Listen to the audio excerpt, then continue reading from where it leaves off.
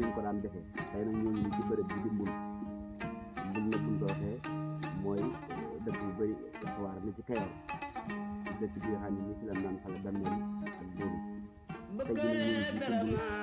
mbaay dëkk dammeel ak ñi nga xam ne bàyyi xel ci di Géwël Noble TV insha allahu rabbi buñ duggee ci biir dëkk bi dina leen indil li nga xam ne mooy cosaanu Mbul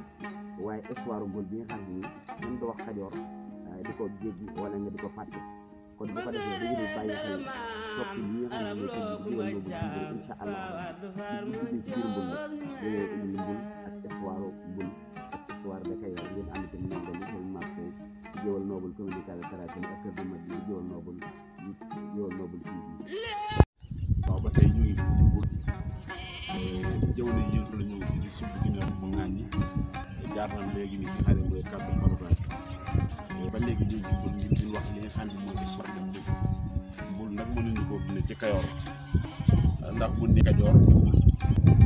ndax bu ñu fàttali ni fii di Mbul nga daan fale mboolem mel bu daan toog ci Kajoor baax na tey jii di Géwël Noble di gën léegi ci xaalis bi Mbul ci kanam tuuti dina leen digal li nga xam ne mooy ñu leeral leen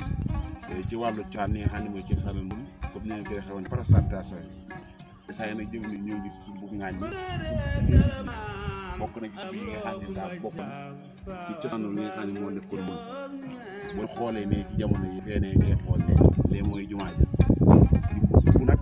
bu njëkk dañ daan fale buur yi fala dammeel yi wa jamono ji di boo dellu soo ci Mbul jamono ji yu bëree bëri changé na léegi it suñu mbokk ci yàlla fi di fi taxaw di si am solo yoo xam ne di diine la sant fa ay daara di jàng ka jàngale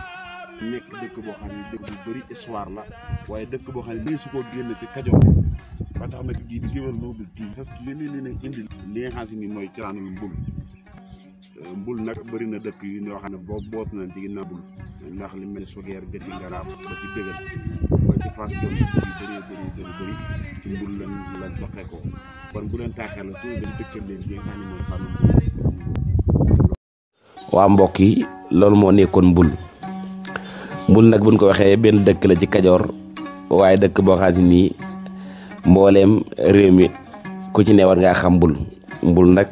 moo nekk dëgg boo xam ni ci jamonoy dammeel yi dammeel bu toog rek am na benn càngaay bu la daan sang foofu ci Mbul waaye am na lu bëree bëri lu la daan defal ci Mbul te it nag Géwël Noble TV àndandoo woon jug ngir dem ci Mbul digtal leen Mbul incha allah dañuy indil deuxième épisode bi na ko ñëpp xaar waaye seetlu na ni Mbul it war nañ cee mën a jàpp ba mu am courant lii di état na jàpp ci Mbul ndax Mbul dëkk bu bëri taarix la waaye dëkk boo xam ne nii ci réew mi kenn waru ko nattable kon nañ jàpp ci Mbul mu am courant am yoon wu baax loolu daan man maa koy wax ngir sama maam Mbul la cosaanoo te it